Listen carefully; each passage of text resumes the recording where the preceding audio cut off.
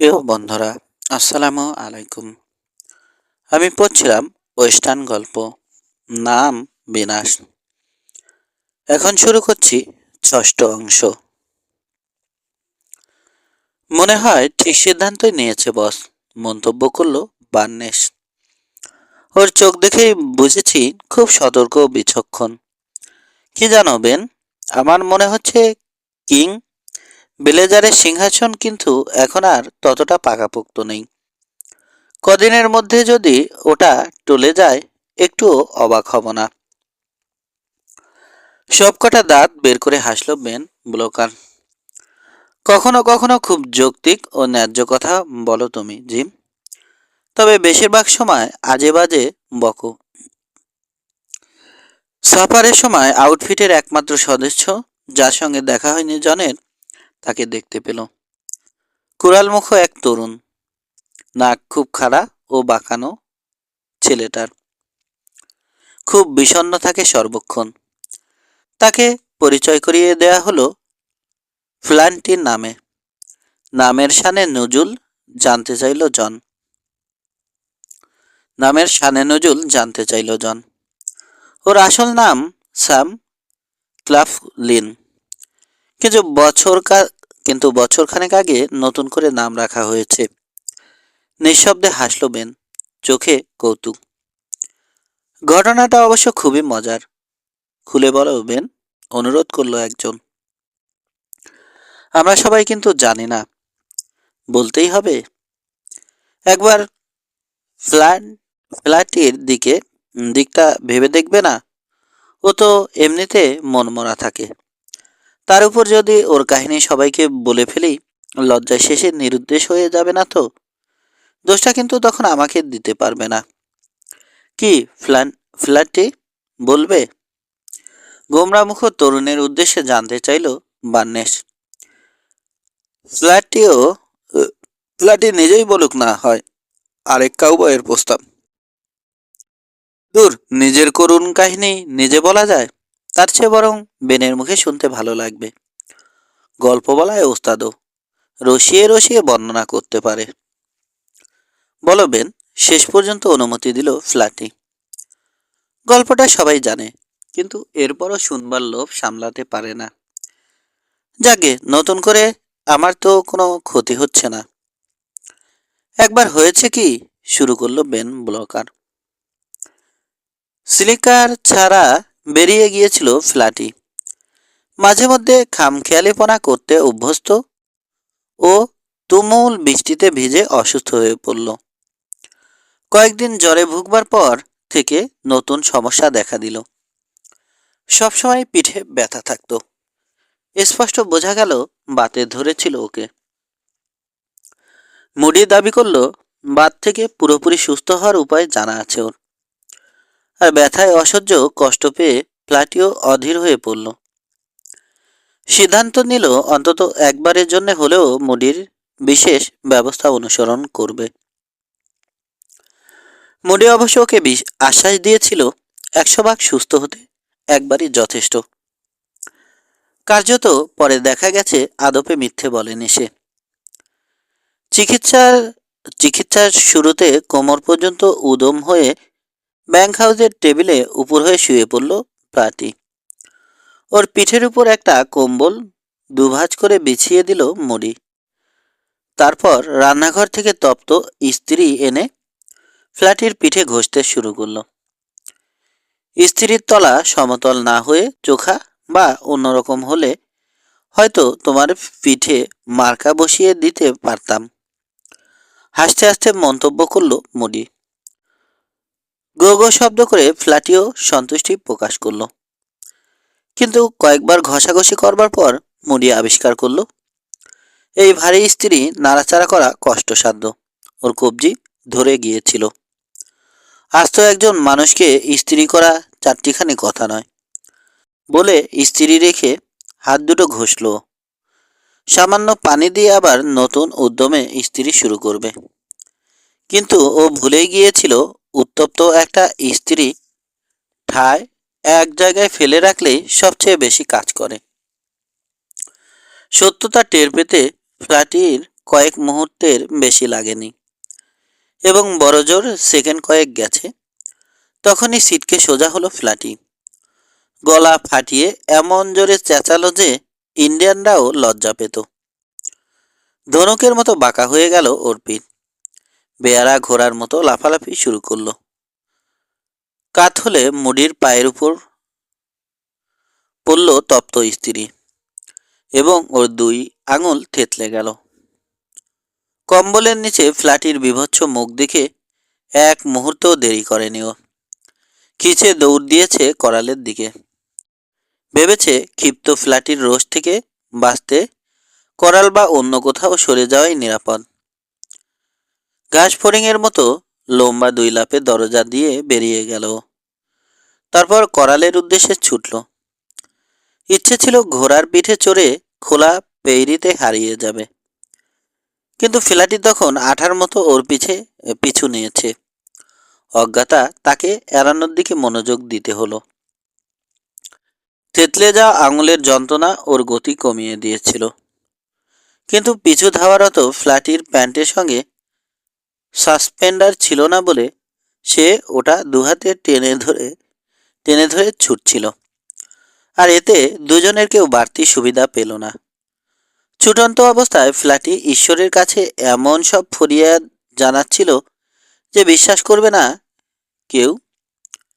মুডিকে যেন এটা করে ওটা করে।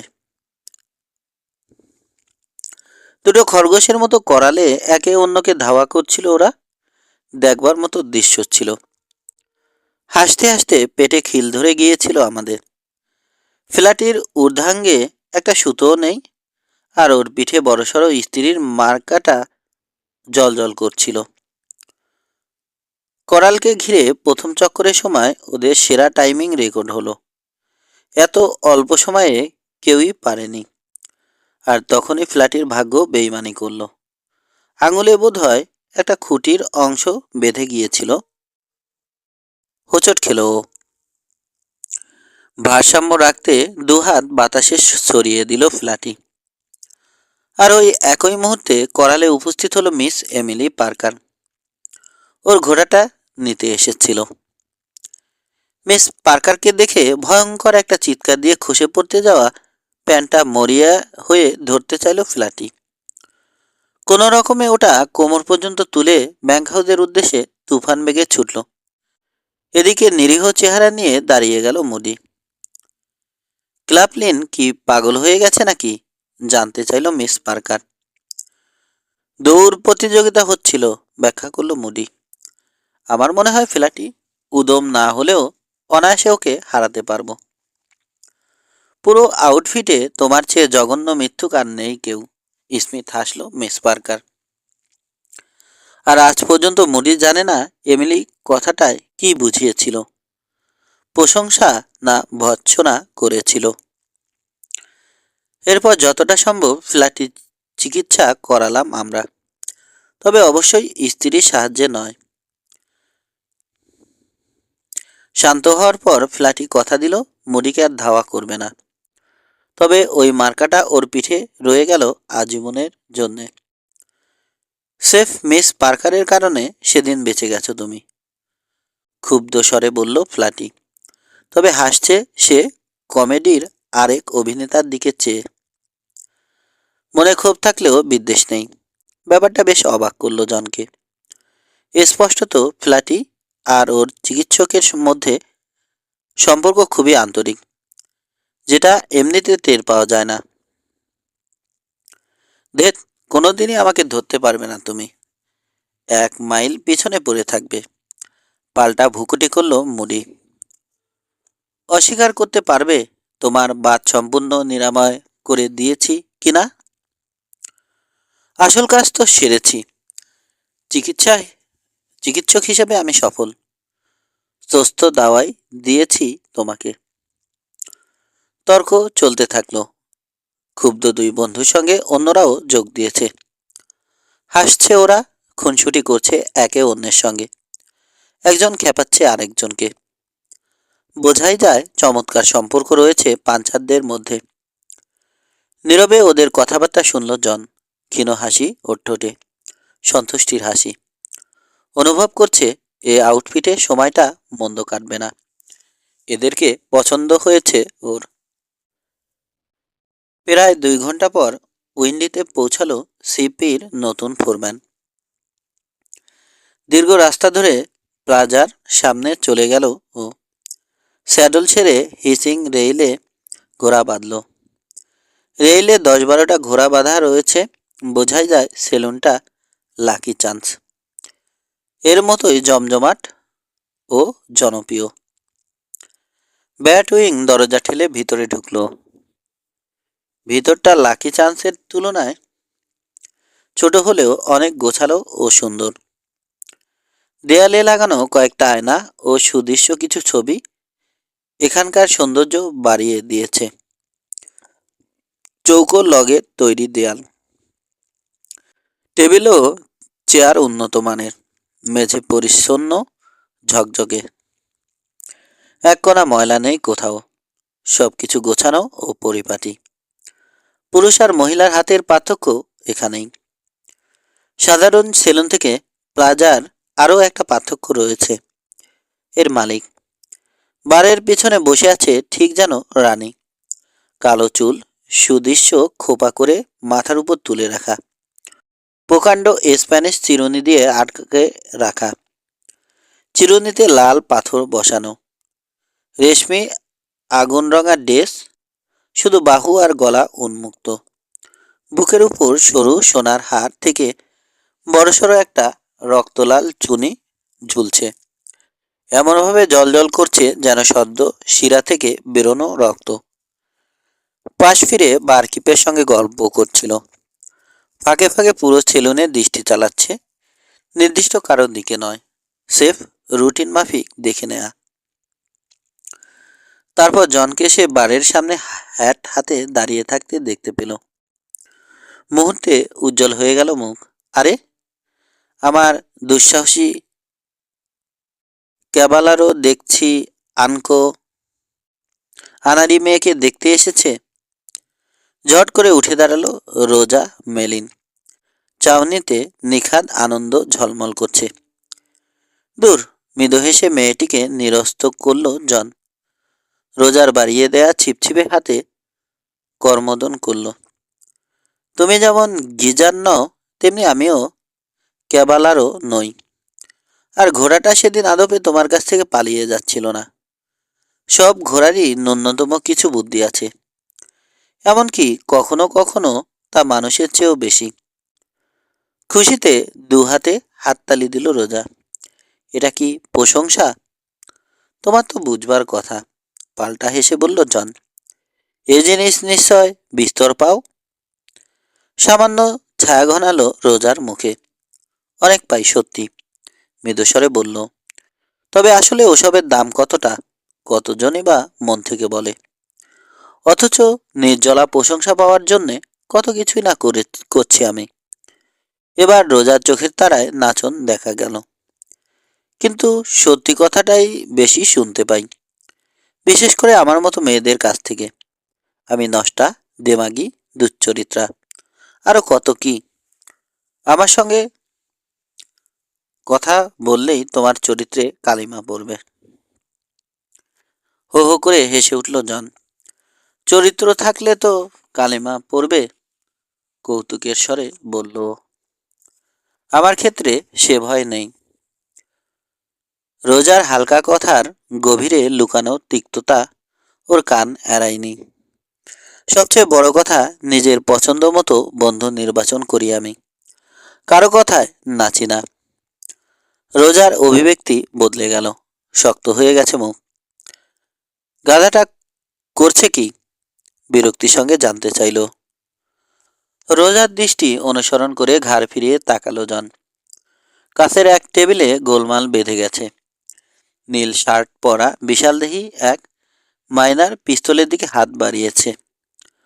হুইস্কি পেটে পড়ায় বেসামাল হয়ে পড়েছে। চোখে বেপরোয়া চাউনি। হিতাহিত জ্ঞান হারিয়ে ফেলেছে সে। শরীরের সঙ্গে মস্তিষ্কের সমন্বয় নেই বলে হোলেস্টার থেকে পিস্তল বের করতে হাতড়াচ্ছে, অথচ কোনো বাধা না থাকলেও ওটা খাপমুক্ত করতে পারছে না। মুখে তীব্র খিস্তির ঝড় উঠেছে। চট করে নিজের আসন থেকে নেমে গেল রোজা মেলিন। আমাকে সামলাতে দাও, বলল জন। ওহো, আমি সামাল দিতে পারবো, জবাব দিল রোজা। ফেলাপ তুলে বারের এপাশে চলে এলো। তারপর দ্রুত কয়েক কদম ফেলে মুহূর্তের মধ্যে পৌঁছে গেল খ্যাপা মাইনারের সামনে। মাত্র ওই লোকটা তখন পিস্তল বের করেছে। যাদের সঙ্গে এতক্ষণ খেলছিল সে ঠায় দাঁড়িয়ে আছে তারা। প্রত্যেকের হাত পিস্তলের বাটে চলে গেছে। অনিশ্চিত ভঙ্গিতে অপেক্ষায় রয়েছে। অর্ধমাতালের বিপক্ষে ড্র করবে কিনা বুঝতে পারছে না। পিস্তলটা হোলস্টারে ঢুকিয়ে রেখে এখান থেকে বেরিয়ে যাও, তীক্ষ্ণ স্বরের নির্দেশ দিল রোজা মেলিন। মেয়েটির দিকে দৃষ্টি দিল খ্যাপা মাইনার। বুক টান টান করে দাঁড়িয়ে আছে সামনে। এতটুকু জড়তা বা দ্বিধা নেই অগ্নিদৃষ্টি চোখে।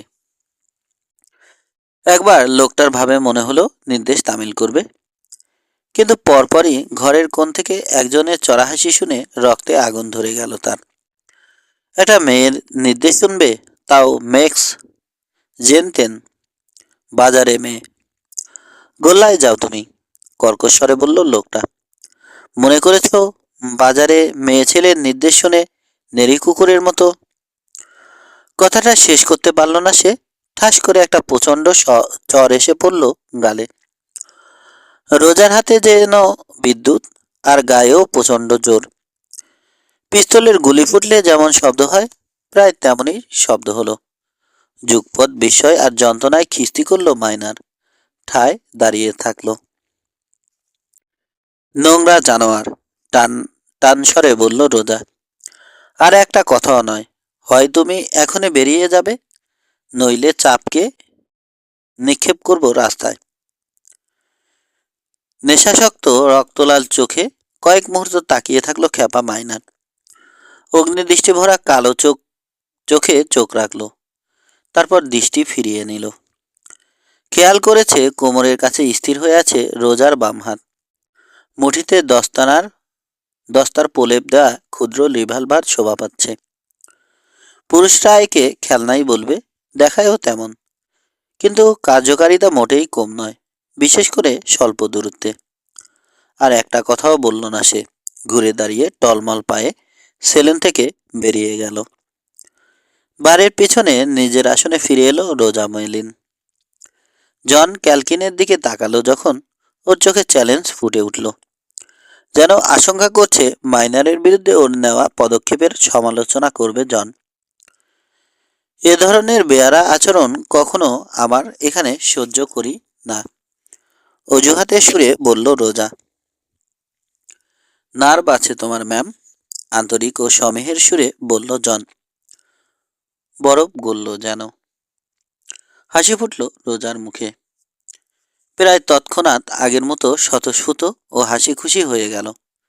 বাড়িয়ে বলা বোধ হয় সব পুরুষের স্বভাব।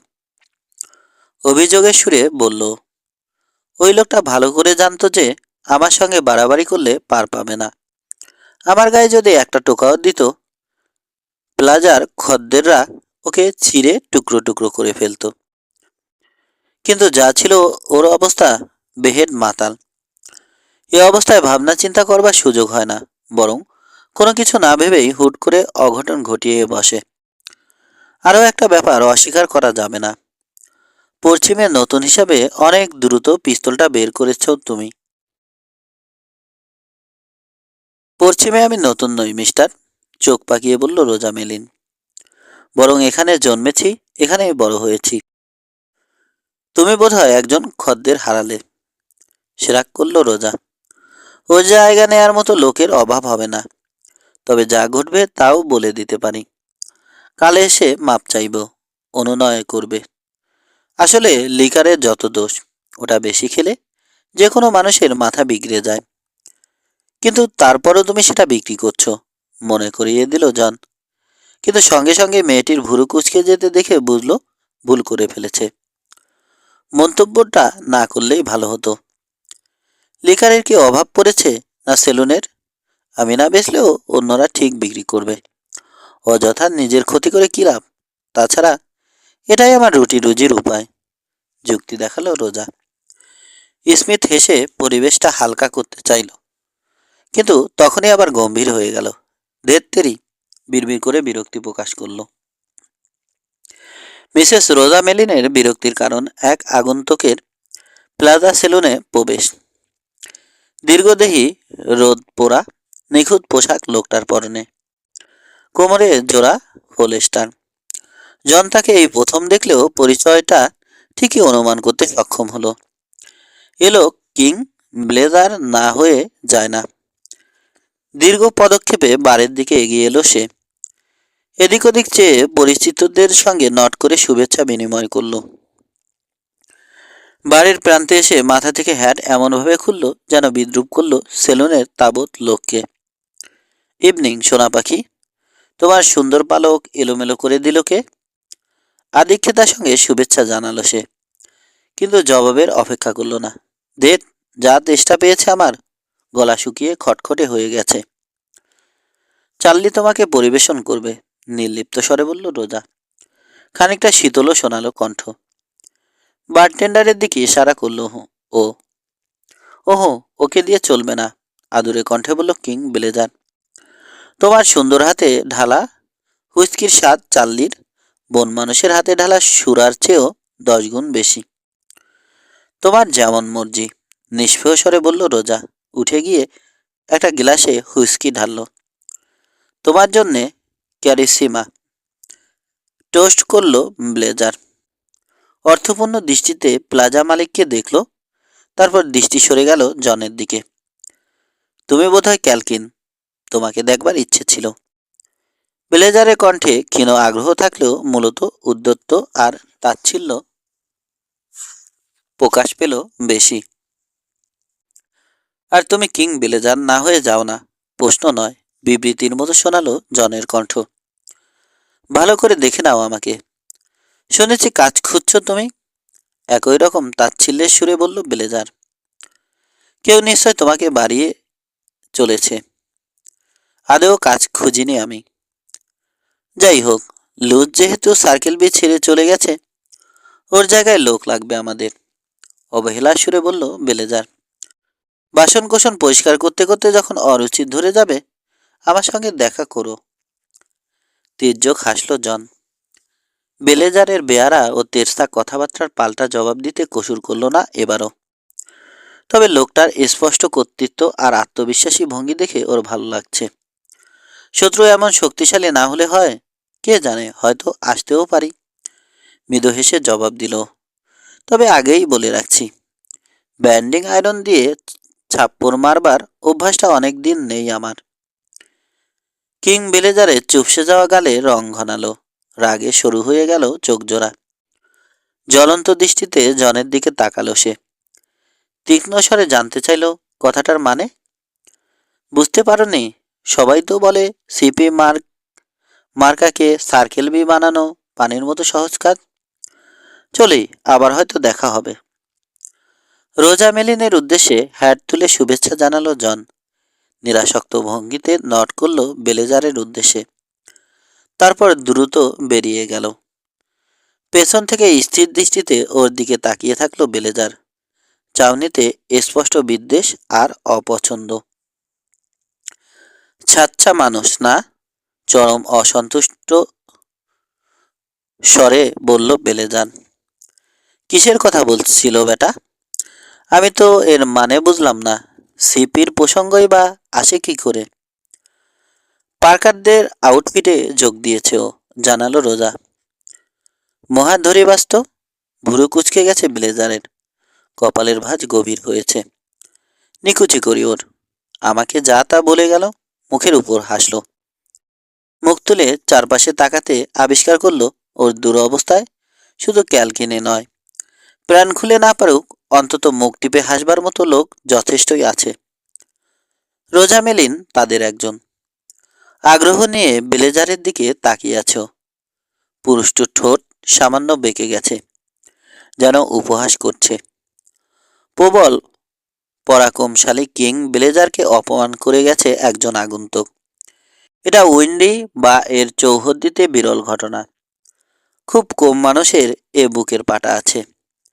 কিং এর প্রতিক্রিয়া চমৎকৃত করেছে ওকে। প্রচ্ছন্ন অভিযোগের উত্তরে কিছু বলতে পারেনি সে, বরং ক্যালকিনের সাহসিকতায় প্রায় বিমুগ্ধ হয়ে পড়েছিল। এটা রোজার কাছে খুব তাৎপর্যপূর্ণ না হলেও চমকপ্রদ মনে হয়েছে। হবে না কেন? যত শক্তিধরই হোক, সব মানুষেরই কিছু না কিছু দুর্বলতা রয়েছে, এবং কোনো কোনো পরিস্থিতিতে দীর্ঘচেতা মানুষও অসহায় বোধ করে। তখন বোঝা যায় বাইরের শক্তিশালী খোলসের ভিতরে আসলে কতটা দুর্বল সে।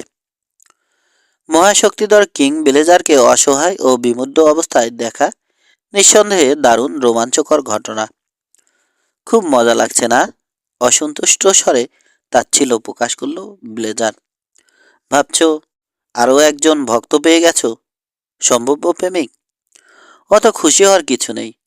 2-4টা দিন সিপিতে কাটুকর, এমিলি পার্কারের সঙ্গে পরিচয় হোক, দেখবে আর পাত্তা দিচ্ছে না তোমাকে। সেদিনও বাচ্চা মেয়ে ছিল, কিন্তু এখন পূর্ণ যুবতী বনে গেছে, অথচ কেউ খেয়ালই করেনি। হলপ করে বলতে পারি সিপির এপাশে ওর চেয়ে সুন্দরী মেয়ে নেই আর একটাও। জ্যাক যেহেতু মারা গেছে, সিপির মালিকানায় কারো ভাগ নেই। বুঝতে পারছো ছেলেদের মধ্যে এমিলির কেমন চাহিদা? রীতিমতো রাজ্য ও সুন্দরী রাজকন্যা। অপমানে লাল হয়ে গেল রোজার মুখ। ওকে আঘাত করবার জন্যে কথাগুলো বলেছে কিং, এতে কোনো ভুল নেই। খুব মেজাজি এবং স্পর্শকাতর একজন মানুষ। নিজের মর্জির বাইরে কিছু ঘটে গেলে নিষ্ঠুর ও স্বার্থপর হয়ে ওঠে। সামান্য ছাড়ও দিতে জানে না তখন। তুমি তুমি একটা পাষাণ্ড, ক্ষুব্ধ স্বরে বলল রোজা। অপমানিত বোধ করছে। আমি তোমাকে ঘৃণা করি। ওহো, তুমি আমাকে ভালোবাসো রানী, আমোদে কণ্ঠে বলল সে। কথার চাবুক চালিয়ে মেয়েটিকে আহত করতে পেরেছে বলে সন্তুষ্ট বোধ করছে এখন। তৃপ্ত ও গর্বিত দেখাচ্ছে বেলেজারকে। যদিও একটু আগে মনে হচ্ছিল আমার পিঠে একটা ছুরি বসিয়ে দিতে পারলে মহা আনন্দিত হতে। পার্থক্য এটাই হানি, এমিলি পার্কারের মতো মেয়েদের মাথায় কিন্তু কখনোই এ ধরনের চিন্তা আসবে না। নিকুচি করি এমিলি পার্কার আর তোমার। ধৈর্য হারালো রোজা। যত যাই হোক, তোমাকে চুমো খাওয়ার আগে ভাইয়ের খুনের ঘটনা হজম করতে হবে ওকে।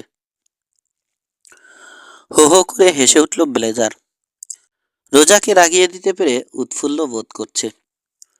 খুবই দুঃখজনক ঘটনা, গম্ভীর স্বরে বলল কিং। লুসকে রাজ থেকে বহিষ্কার করে সার্কেল বিও নিজ অবস্থান পরিষ্কার করে পরিষ্কার করে দিয়েছে। লুসের ব্যাপারে দায়িত্ব রইল না আমাদের। এরপরও পার্কার যদি ঘোট পাকায়, সেক্ষেত্রে পুরো দায় বুড়োরই থাকবে। হাসি মুখে হলেও শেষ কথাগুলো জোরের সঙ্গে বলল কিং। এর অন্তর্নিহিত তাৎপর্য আবিষ্কার করতে ব্লেজারের চোখে অন্তর্ভেদী দৃষ্টি চালালো রোজা, কিন্তু কিছু পেল না, বরং সেখানে নির্ভেজাল আবেগ ও অনুরাগ দেখতে পেল। ঝড় বৃষ্টির পর যেমন ঝলমলে সূর্যের আগমনে পৃথিবী হেসে ওঠে, তেমনি খোশ মেজাজে আছে ব্লেজার। বারের সঙ্গে হেলান দিয়ে ঝুঁকে এলো সে। আবেগী স্বরে ফিসফিস করল, শোনা, অযথাই ঝগড়া করছি আমরা। একেবারে অনুচিত এটা। তোমাকে আঘাত দেওয়ায় আমি আন্তরিক দুঃখিত, কিন্তু এতে তোমারই দোষ। ওই মায়াবী চোখ জোড়া নিয়ে 2 পয়সার কোনো কাউহ্যান্ডের দিকে তোমার নজর দেওয়া ঠিক হয়নি। কিং বেলেজারের কালবৈশাখীর মতো মতো মতিগতি সম্পর্কে অভ্যস্ত হয়ে পড়েছে রোজা। হুটহাট বদলে যায়। এই ঝড় বৃষ্টি তো এই রোদ। উষ্ণ, আন্তরিক ও আবেগী কণ্ঠ। তোষামোদ, গাঢ় চোখের গভীরে থাকা আবেগ, অন্তত যতক্ষণ থাকে একেবারে নির্ভেজাল। এসব ওর কাছে নতুন নয়, কিন্তু তবুও প্রভাবিত হলো। যত যাই হোক, ঈর্ষার দাস সব মেয়ে। রোজাও তার ব্যতিক্রম নয়। তবে আত্মসম্মানটা বোধহয় সবকিছুর ঊর্ধ্বে। একটু আগেই বলেছ এমিলি পার্কার আমার চেয়েও সুন্দরী। গোমরা মুখে বলল রোজা। দূর, মন থেকে বলিনি কথাটা, বিশ্বাস করো। প্রতিবাদ করল কিং। আমার মাথা গরম করে দিয়েছিলে তুমি। এমিলি দেখতে বেশ ভালো, কিন্তু গেও আর সেকেলে, ওতে আমার রুচি নেই। রাজকন্যার সঙ্গে রাজ্য পেলেও নয়। টিটকারি সুরে জানতে চাইল রোজা। হ্যাঁ, তারপরও, রুক্ষস্বরে বলল কিং। সামান্য চটে গেছে। দেখো মেয়ে, একটা কথা স্পষ্ট শুনে নাও। চাইলে যে কোনো সময় সিভি রাঞ্চ পেতে পারি আমি। তাতে স্কার্ট বা অ্যাপ্রন সঙ্গে থাকুক বা না না থাকুক, বুঝেছ? আরও এক গ্লাস ড্রিঙ্ক গলায় ঢালল সে। পোকারে যোগ দিতে কয়েকজনের অনুরোধে পাত্তা না দিয়ে বেরিয়ে গেল প্লাজা থেকে। পিছনে নিষ্পৃহ দৃষ্টিতে ওকে দেখল মেয়েলি চোখ জোড়া। ওই চোখের ভাষা যদি ঠিক পড়তে সক্ষম হতো কিং ব্লেজার, তাহলে নিজেকে নিয়ে এত সন্তুষ্ট থাকতে পারত না, এত নিশ্চিন্ত বোধ করত না। প্লাজা সেলুন থেকে বেরিয়ে সরাসরি হোটেলে চলে এলো জন ক্যালকিন। খোঁজ নিয়ে লুস ব্লেজারের কামরার নম্বর জেনে নিল। দোতলায় উঠে এলো। খোলা দরজা দিয়ে দেখল বিরস মুখে 2 মাস আগের একটা পত্রিকা পড়ছে তরুণ। ও, তোমাকে দেখে যে কি ভালো লাগছে। জনকে দেখে উঠে দাঁড়াল লুস। চেহারায় রাজ্যের স্বস্তি। কোনো খবর নিয়ে আসুনি বোধ হয়। ছোটোখাটো খবর, তবে আগে তোমারটা শুনি। নতুন কিছু নয়, মানে তোমাকে বলবার মতো, হতাশ স্বরে বলল লুস। পুরো এলাকা চষে ফেলেছি। তুমি যেমন বলেছ ঠিক তেমনই ঘটেছে ঘটনা। আলামত দেখে তাই মনে হচ্ছিল। শুরুতে 2জন লোক গুলি চালাচ্ছিল জ্যাকের দিকে। একটু পর একজন ওর মনোযোগ ধরে রেখে অন্যজন চুপিসারে পিছনে গিয়ে জ্যাকের পিঠ ফুটো করেছে। কারোর ট্র্যাক পায়নি।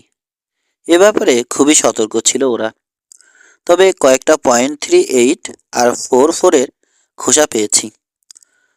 প্রথম যেখানে পাশাপাশি অবস্থায় জ্যাককে চেপে ধরেছিল ওরা। গতকাল বিকেলে কোথায় ছিলে তুমি? শহরে। তোমার ঘোড়া ধূসর রঙের আর সামনের এক পায়ের একটা নাল ফাটা। রূপালি রং তো, ধূসরও বলা যায়। ওটাই আমার একমাত্র ঘোড়া। না, ফাটা নেই। গত সপ্তাহে ওগুলো নাল বদলে দিয়েছে ওয়াকার। তার মানে চৌহদ্দিতে আরও একজন লোক আছে যে পেইন্ট একটা ঘোড়ায় চড়ে .38 রাইফেল ব্যবহার করে এবং ঘোড়াটার সামনের পায়ের এক নাল ফাটা, বলল জন। তারপর জর্জ ডিংলারের উপর হামলার ঘটনা জানালো লুসকে। চাইলে ঘোড়ার রং বদলে নেওয়া যায়, হতাশ কণ্ঠে বলল লুস। ঘোড়ার নাল বদলানো আরও সহজ। সেক্ষেত্রে একটাই উপায় এখন, ওই রাইফেলটা খুঁজে বের করতে হবে। ঘাবড়াও মাত, সেটাও করে ফেলবো আমরা, তরুণকে আশ্বস্ত করল সিপি ফোরম্যান। 8 উল্লেখযোগ্য কোনো ঘটনা ছাড়াই একটা সপ্তাহ কেটে গেল। রাঞ্চ নিয়ে ব্যস্ত সময় কাটালো জন ক্যালকিন। মাইক পার্কারকে পছন্দ হয়েছে ওর। সাচ্চা মানুষ, কোনো ঘোরপ্যাচ নেই মনে। যা ভাবে তা স্পষ্ট ও সামনাসামনি জানিয়ে দেয়। সামান্য মেজাজি, কিন্তু মন ভালো। ছেলের মৃত্যুর পর থেকে মনমরা ও গম্ভীর থাকে। তবে জন জেনেছে এমনিতে হাসি খুশি মানুষ পার্কার। পাঞ্চারদের ও ভালো লেগেছে। সহজ সরল কিন্তু পরিশ্রমী ও কঠিন জীবনে অভ্যস্ত মানুষগুলো খুবই আন্তরিক, দায়িত্ববান এবং বিশ্বস্ত। ব্যান্ডের প্রতি আনুগত্যে এদের কোনো খাদ নেই। চট করে সবার সঙ্গে সুসম্পর্ক তৈরি হয়ে গেছে জনের, যার মূলে রয়েছে ওর পুরনো বন্ধু বেন ব্লোকার। বছর 2 ধরে প্রায় নিভৃতে জীবনযাপন করেছে সেগুন্ড। উইন্ডিতে যায়নি কখনো। একে আইনকে নিজের চেহারা দেখাতে চায় না। উপরন্তু শহরে গেলে সার্কেল বীর তোপের মুখে পড়তে পারে বলে রাঞ্চের স্বেচ্ছা নির্বাসন নিয়েছে সে। পুরনো বন্ধুকে পেয়ে তাই রীতিমতো উল্লাসিত সে। সিপিতে জনের প্রথম দিন, নতুন ফোরম্যানের সঙ্গে পরিচিত হওয়ার পর্বে পাঞ্চারদের সম্মিলিত বিশেষ আয়োজন ব্যর্থ হওয়ার পর তার দায় পুরোটাই বেনের ঘাড়ে বর্তেছিল। এ নিয়ে সহকর্মীদের ভ্রুকুটি আর তাচ্ছিল্যের শিকার হতে হয়েছে বেনকে। তবে দুদিন না যেতেই জনের সঙ্গে বেনের ঝালিয়ে ওঠা পুরনো সম্পর্ক আবিষ্কার করায় শেষ পর্যন্ত বিশ্বাস করেছে পাঞ্চাররা। সিপি আউটফিট এখন সুখী একটা পরিবার বললে অত্যুক্তি হবে না। হোরম্যান, সেগুন্ডো আর পাঞ্চারদের মধ্যে আন্তরিক সম্পর্ক তৈরি হয়ে গেছে। চমৎকার বোঝাপড়া রয়েছে পরস্পরের মধ্যে। ইচ্ছে করে উইন্ডিতে যাচ্ছে না জন। জানে শহরে গেলে কিং ব্লেজারের সঙ্গে দেখা হয়ে যেতে পারে এবং দুজনের মধ্যকার অঘোষিত শত্রুতার পরিণতিতে অনাকাঙ্ক্ষিত ঘটনার জন্ম হতে পারে। এমনকি শোডাউন ঘটে যাওয়াও বিচিত্র নয়। প্রথম দেখায় ওকে অপছন্দ করেছে ব্লেজার এবং জন তার জাতশত্রুদের সঙ্গে যোগ দেওয়ায় পক্ষ নির্ধারিত হয়ে গেছে। এদিকে তার কারণেই এখানে এসেছে জন। স্পষ্ট ঘোষণা হয়নি বটে, কিন্তু দুজনেই বুঝে গেছে তাবৎ শত্রুদের মধ্যে শেষ পর্যন্ত পরস্পরের মুখোমুখি হতে হবে ওদের। অন্যরা সেফ নসিব। নানা প্রতিবন্ধকতা অতিক্রম করে শেষ পর্যন্ত ওরাই মুখোমুখি হবে। শেষ বাধা হিসাবে পরস্পরকে রুখে দাঁড়াবে। রাঞ্চে নানা কাজের ব্যস্ততা থাকলেও সর্বক্ষণ সতর্ক থাকছে জন। যেহেতু জানে শত্রুপক্ষ কোনো কুটচাল দিতে পারে। সিপির দেখভাল করবার দায়িত্ব এখন ওর। তরুণ ছেলের মৃত্যুর চেয়ে বড় বিপর্যয় আর কিছু হতে পারে না পার্কারের জন্যে। জন চায় না এরপরও অন্য কোনো ঝামেলা বা বিপদ ঘটুক রাঞ্চে। লুজ বেলেজারের সঙ্গে দেখা করতে ইচ্ছে হয়েছিল জনের, কিন্তু আমল দেয়নি। ছেলেটা নিশ্চয় খুব নিঃসঙ্গ বোধ করছে, বিশেষ করে যেহেতু সার্কেল বি থেকে বিতাড়িত হয়েছে এবং ভাইদের অবজ্ঞা আর অবহেলা পেয়ে যাচ্ছে শুধু। উপরন্তু পুরো শহরবাসীর সন্দেহের তীর সারাক্ষণ খোঁচাবে ওকে। সবাই যেহেতু মনে করছে লুসি জ্যাক পার্কারের খুনি। মায়ের পেটের ভাইরা যেখানে স্বীকার করে নিয়েছে, অন্যরা লুসকে খুনি ভাববে, এতে মোটেই বিস্ময়ের কিছু নেই। নিঃসন্দেহে নরক গুলজার চলছে লুসের মনে।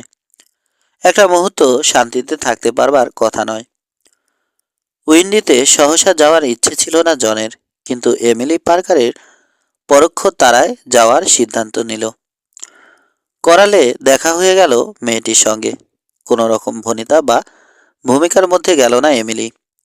সরাসরি প্রশ্ন করল, লুস বেলেজার সম্পর্কে কিছু শুনেছ মিস্টার ক্যালকিন? যদ্দূর জানে খুলে বলল ও। শেষে যোগ করল, সম্ভবত কঠিন সময় যাচ্ছে ওর, যেহেতু এখন পর্যন্ত কোনো কিছু প্রমাণ হয়নি। এটা খুবই অন্যায়। ক্ষুব্ধ হয়েছে এমিলি। আশ্চর্য, মায়ের পেটের ভাইরা পর্যন্ত মুখ ফিরিয়ে নিয়েছে। আসলে সবাই কাপুরুষ ওরা। বেলেজার নামধারী মানুষগুলো বোধহয় আগাগোড়াই বদ, শুধু লুস ব্যতিক্রম। এমিলি পার্কার নিজেই এখন বিস্ময়ের খোরাক হয়ে গেছে। আরক্ত হয়ে গেছে মুখ। চোখজোড়া জ্বলছে অসন্তোষ আর ক্ষোভে। কণ্ঠে ব্লেজারদের প্রতি বিস্তিসার গভীরে লুস বেলেজারের প্রতি অস্পষ্ট সহানুভূতি ও দরদ ঢাকা পড়ে গেলেও উৎকণ্ঠা ঢেকে রাখতে ব্যর্থ হয়েছে মেয়েটি। রাঞ্চার কন্যার প্রশ্নবিদ্ধ আচরণ সন্দিগ্ধ করে তুলেছে জনকে। অজান্তে ভুরু কুঁচকে গিয়েছিল, দ্রুত সামলে নিল নিজেকে। এমি পার্কার ব্লেজারদের বিরুদ্ধে যতই বিষাদগার করুক বা লুসের প্রতি যতই সহানুভূতি দেখাক, অতটা উদারতা পাওয়ার যোগ্যতা লুসের আছে কিনা কে জানে। তবে প্রশ্নটা হজম করে ফেলল, বরং মৃদুস্বরে বলল, তুমি ঠিকই বলেছ ম্যাম। গৃহ কোনো কারণে লুসের ঘাড়ে দোষটা চাপিয়ে দিয়েছে সার্কেলবি। বিকালে শহরে যাব আমি, হয়তো লুসের সঙ্গে দেখা হবে। খবর পেলে ফিরে এসে জানাবো তোমাকে। কৃতজ্ঞতা ফুটল এমির চোখে। কিছু বলতে গিয়েও নিজেকে নিবৃত্ত করে নিল। তারপর ঘুরে চলে গেল বাড়ির দিকে। পেছন থেকে ছিপছিপে কাঠামোর দিকে তাকিয়ে থাকলো জন ক্যালকিন। ভুরু কুচকে গেছে ওর, চিন্তিত। এমন চমৎকার এক মেয়ে যার জন্যে এত চিন্তিত, তাকে ভাগ্যবান বলতেই হবে। বিড়বিড় করল, মনে মনে হিসাব কষছে। যত ব্যতিক্রমী চরিত্র হোক, লুস বেলেজার শত্রুপক্ষের লোক। তার প্রতি এমি পার্কারের উদ্বেগ বা সহানুভূতি কি অস্বাভাবিক এবং বাড়াবাড়ি নয়? হয়তো। তবে দুটো বিচ্ছিন্ন ঘটনা থেকে দুয়ে দুয়ে চার মিলিয়েছে জন। প্রায় নিশ্চিত হয়ে গেছে। এমির বিরুদ্ধে কুচ্ছা শুনে ভয়ঙ্কর ক্ষেপে গিয়েছিল লুস। তিনজনের বিরুদ্ধে বিরুদ্ধে রুখে দাঁড়াতেও দ্বিধা করেনি। একজন ব্লেজার হিসেবে যা একেবারে অস্বাভাবিক। এমনকি লুস তিন ভাইয়ের মধ্যে ব্যতিক্রমী হলেও একই ঘটনা এমির ক্ষেত্রে প্রযোজ্য। দুনিয়ার তাবৎ লোক যখন লুসকে জ্যাকের খুনি ভাবছে, তখন অভিসম্পাত করবার বদলে তাকে নিয়ে রীতিমতো দুশ্চিন্তায় বিপর্যস্ত হয়ে পড়েছে এমি পার্কার। দুজনের মধ্যে গোপন কিছু হৃদ্যতার সম্পর্ক থাকা এখন আর মোটেই অসম্ভব মনে হচ্ছে না। সন্ধ্যার খানিক আগে উইন্ডিতে পৌঁছালো জন। মূল রাস্তা ধরে কিছু দূর যেতে শোরগোল শুনতে পেল। লাকি চান্স সেলুনের সামনে বহু লোকের ভিড় জমে গেছে। মিনিট তিনেকের মধ্যে আসল ঘটনা জেনে গেল। রিচার্ড ভেইন নামে এক প্রসপেক্টর সারাদিনের কাজ শেষে শহরে ফিরে আসবার সময় ছিনতাইয়ের শিকার হয়েছে। প্রায় $1000 মূল্যের সোনার গুঁড়ো তার কাছ থেকে ছিনিয়ে নিয়েছে অচেনা এক অশ্বারোহী। উপত্যকার দক্ষিণ অংশে নিচু ঢালে রিচার্ডের ক্লেম। শহর থেকে 3 মাইল দূরে পাহাড়ি ট্রেইল ধরে প্রতিদিনই ফিরে আসে সে বাড়িতে। পাথুরে খানাখন্দে ভরা একটা জায়গা পেরোতে হয়। সেখানেই ঘটেছে ঘটনা।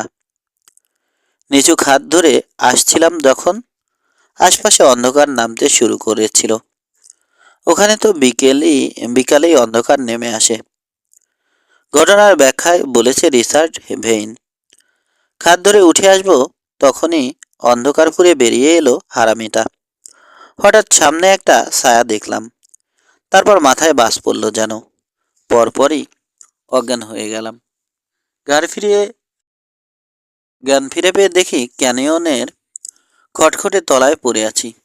আমার ঘোড়াটা গায়ে গুঁতো মারছে। টুস খেয়ে হুশ হলো। ক্যানিয়ন পাড়ি দিয়ে দেখি সূর্য প্রায় অস্ত যাচ্ছে। লাগাতার মাথা ব্যথা হচ্ছিল, যেন কুড়াল দিয়ে চাঁদি থেকে সব চুল সেটে ফেলছে কেউ। কোমরে হাতড়ে দেখি আমার মানি বেল্ট উধাও হয়ে গেছে। কি জানো, রিচার্ডের মাথার আঘাতের চেয়ে মনের চোটটাই বেশি গুরুতর। বৃত্তান্ত যার কাছ থেকে শুনেছে জন, মন্তব্য করল সেই লোক। সারাটা দিন অমানসিক খেটেছে বেচারা। একদিনের জন্য 1000 যথেষ্টরও বেশি কামাই। ভাগ্য এত ভালো যায় না কারো। তবে সোনার গুঁড়ো বা নগদ টাকা ফিরে পাওয়ার বেশ সম্ভাবনা আছে ওর। তাই ছিনতাইকারীকে দেখেছে ও? জানতে চাইল জন। সম্ভবত, জবাব এলো।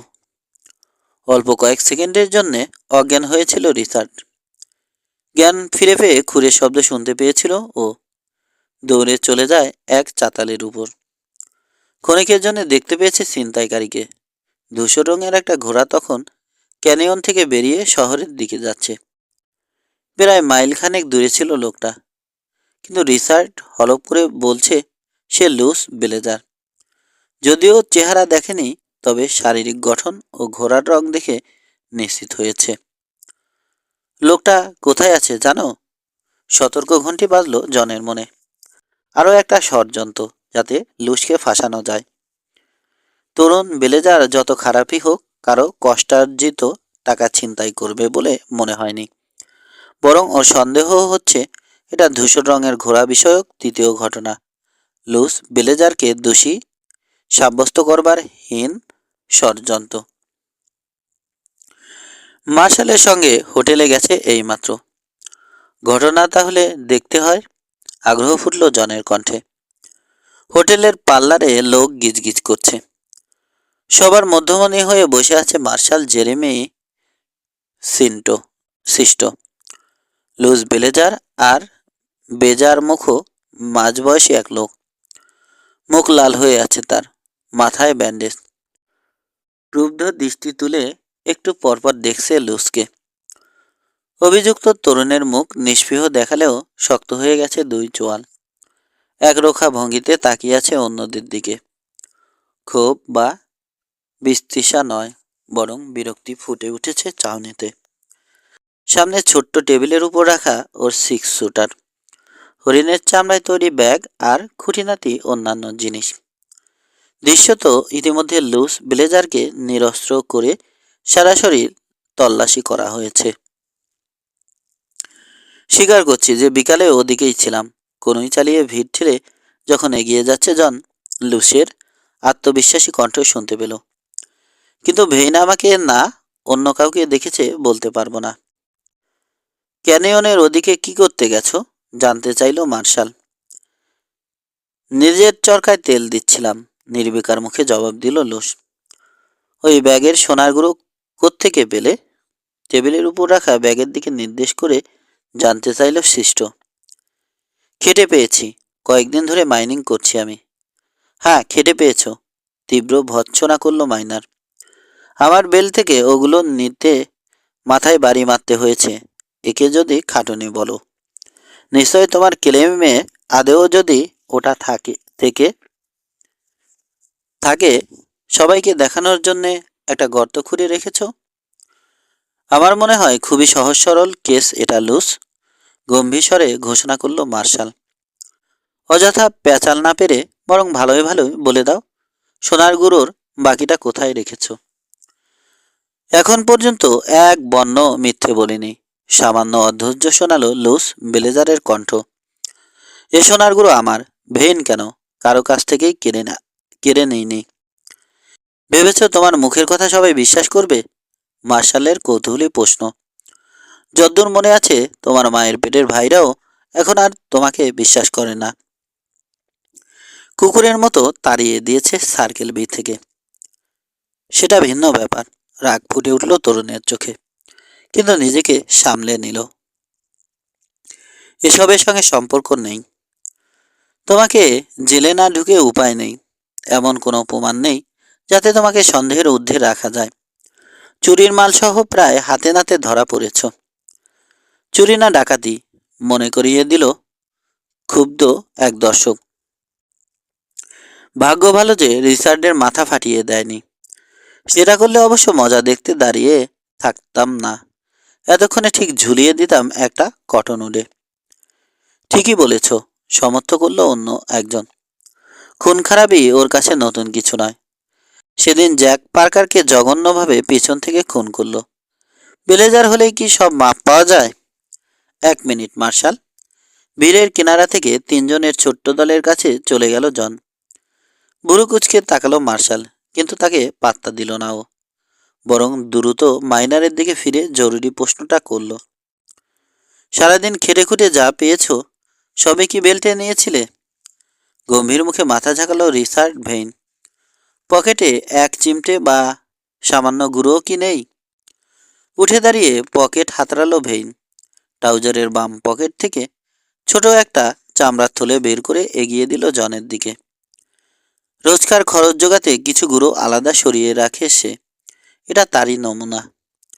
প্রতিদিনের খরচের জন্যে কিছু গুঁড়ো সব সময়ই সরিয়ে রাখবার অভ্যাস আমার, ব্যাখ্যা করল সে। তারপর কুৎসিত দৃষ্টিতে তাকালো লুসের দিকে। এটা খুঁজে পাওনি তাই না? ঘটনা কি? কর্তৃত্বের স্বরে জানতে চাইল মার্শাল। কি করতে চাও তুমি? দেখে যাও মার্শাল, 2 মিনিটের বেশি লাগবে না, জানালো জন। অভিজ্ঞ ও বুড়ো মাইনারের কাছে একটা কথা শুনেছিলাম, জায়গা বা উৎস একই হলেও সোনার গুঁড়োর মধ্যে যথেষ্ট তফাৎ থাকতে পারে। উৎসুক দর্শকের দিকে ফিরল। এখানে এমন কেউ আছে যে শুনেছে বা জানে কথাটা? 60 ঊর্ধ্ব কুঁজো হয়ে পড়া এক লোক ভিড় ঠেলে এগিয়ে এলো। মলিন বহুল ব্যবহৃত পোশাক পরনে, মুখে অসংখ্য ভাঁজ পড়েছে, বিশেষ করে চোখের কোণে, কিন্তু চোখ দুটো এখনো বেশ প্রাণবন্ত। উজ্জ্বল চাউনি সেখানে।